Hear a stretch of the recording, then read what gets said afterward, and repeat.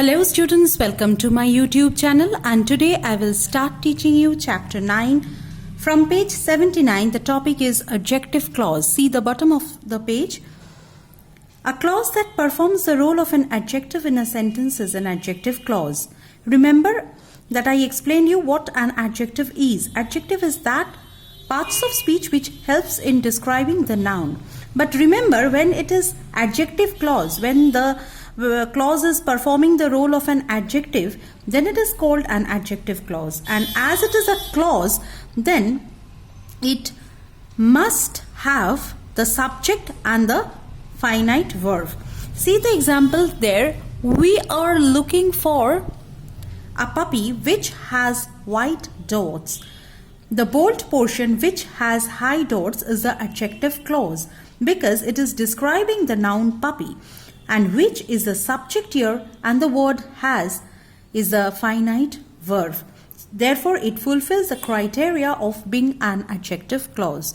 This is the way you should identify a clause, an adjective clause, as an adjective clause. You have to find out whether the word describing it is describing a noun or not, because always remember that adjective is that parts of speech which always describes a noun. So you have to find out, understand the meaning of the sentence which is given in the question, and then find out whether it is describing any noun or not.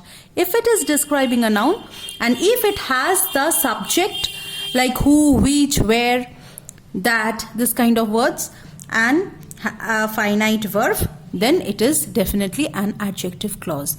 This is how you have to identify. This was page 79. Now let me turn page to 80. On top of the page, same kind of explanation is provided. The group of word which has white dot is the clause since it has a subject which, and it bears a finite verb has. There are some other examples as well. Jane is the girl who is wearing a pink dress. So who is wearing a pink dress? This part is describing the noun girl, and the subject is who, and is wearing is the finite verb. So therefore we can call it an adjective clause. Another example, same kind of example. This is the boy who looks after this cat. Adjective clause is describing the noun boy, and the adjective clause bears the subject who, and there is the finite verb looks. Then in the pink box here you have the features. Already I have explained that an adjective clause performs the role of an adjective and describes a noun or a pronoun, and it is introduced with a relative pronoun like that, who, which, where. Now where to use these things you have to know. That is used with both living and non-living things. See this example, the pen that I lost was found by Jeet, and just on top of that one line is there where it is written that the word that is used for both living and non-living beings. You have to keep this in mind, children, that is used with both living and non-living beings. Then which.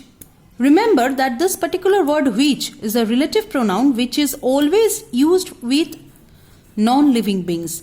The book which Sohan gave me is the best. So which describes the noun book, and book is a non-living thing.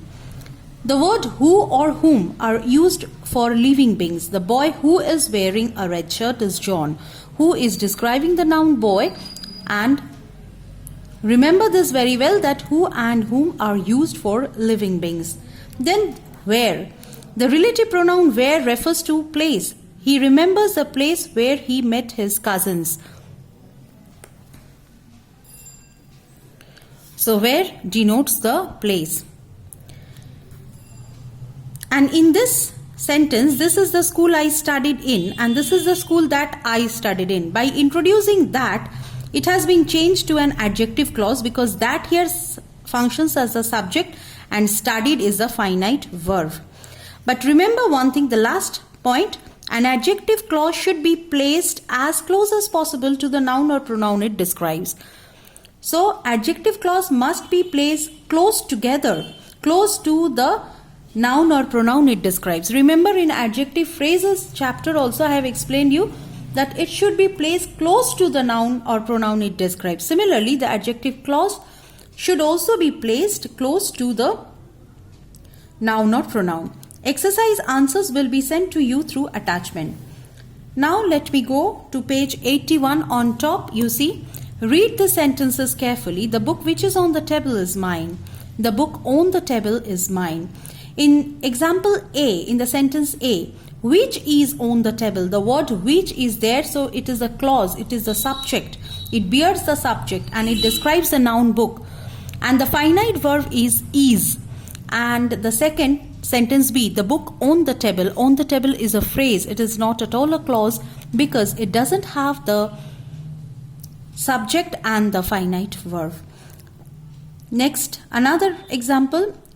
I met a man with a big moustache. This is definitely adjective phrase because it doesn't have the subject and there is no finite verb. But the second one, I met a man who had a big moustache. So who is the subject? And it has a finite verb had. Again, exercise answers will be sent to you through attachment. Then there is the adverb clause. You see the pink line which gives a definition of adverb clause. A clause that performs the role of an adverb is called an adverb clause. I hope you remember that adverb is that parts of speech which describes a verb, which describes an adjective or even an adverb itself. See the example. The man ran as if someone was chasing him. So this part, this is the adverb clause because it is describing the verb ran. Ran is the action word, the verb, and this part is describing this word ran. And it bears the subject, that is someone, and also a finite verb, that is was. Was is the finite verb. You can see it in your book and follow my explanation. Next point is position of the adverb clause. It can be placed after the main clause or even before it. The ship went where the waves took it. When the rain started, we returned home. So in both the sentences, we can see that the first one, it is placed after the verb, and in the second sentence, it is placed before. So it can be placed after the main clause or even before it. Okay. Then comes the feature. An adverb clause performs the function of an adverb. Adverb clauses can be of the following types. It may give the idea of the time, of the place, of manner, and of reason. Adverb clause of time always shows the time of action indicated by the verb, and definitely you will find words like when, while, as, whenever, after, before, since. This kind of words, these words will only describe the adverb clause of time because these words only give the idea of time of the action. Next is adverb clause of place. When the clause shows the place of action, it is called an adverb clause of place. My pet dog moves around the park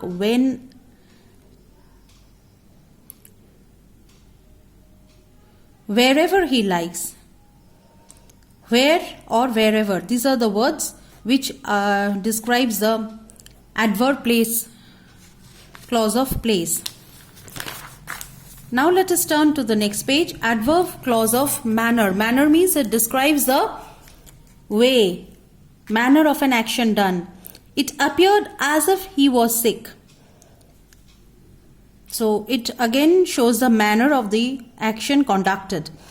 It is introduced as so, as if, as though, in the way, that, or how. So these are the words that helps you to express adverb clause of manner. Then you have adverb clause of reason. It shows the reason behind the action. Words like because, since, as, that always are used in adverb clause of reason. She went to the park since there was no one in the house. So there is a reason. Why did he go to the park? Because there was no one in the house. And it bears, whenever it is a clause, whether adjective, adverb, noun clause, whatever it is, if it is a clause, then it must bear the subject and the finite verb. These two criteria must be satisfied to make it a clause. Exercise answers, already I said that will be sent to you through attachment. Next, here you see, read the following sentences.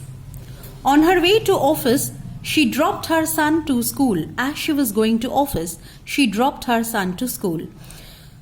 Both the group of words mean the same thing, but in the first one, on her way is the phrase, that is without a finite verb or subject. But in the second one, as she was going, as she is the subject and was going is a finite verb. So therefore, the second sentence we can call it a clause. As she was going to the office, she dropped her son to school. Similar examples, he overcame his problem because of his positive attitude. He overcame his problem because he has a positive attitude. He is the subject and has is a finite verb. Therefore, the second sentence is the adverb clause and the first one is an adverb phrase which doesn't have any subject or a finite verb. Exercise answers will be sent to you via attachment. Then page 83 of your book. Very important topic. Identifying noun, adjective and adverb clause.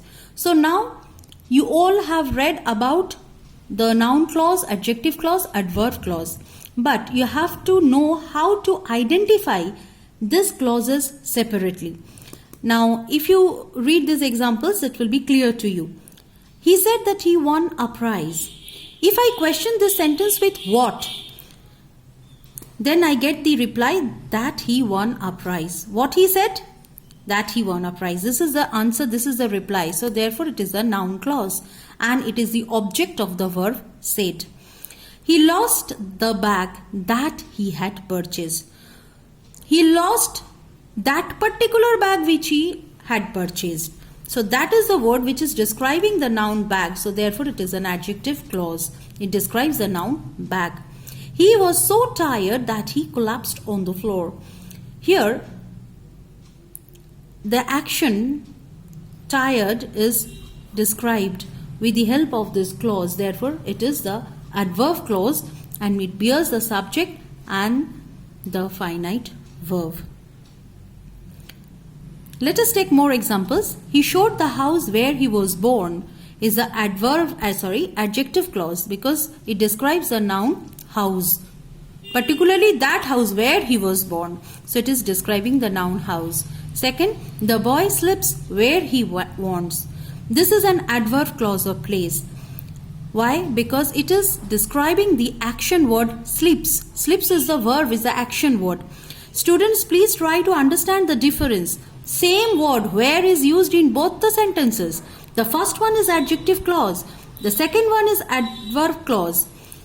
What is the difference? You have to understand the meaning of the sentence. That in the first sentence, where is describing a noun, therefore it is an adjective clause. And in the second sentence, where is describing the action word slips, it is a verb, therefore it is the adverb clause of place. Okay, I hope you all have understood. Exercise answers will be sent to you through attachment. Please read the chapter thoroughly, follow my explanation, relate it with the pages. Thank you for watching the video.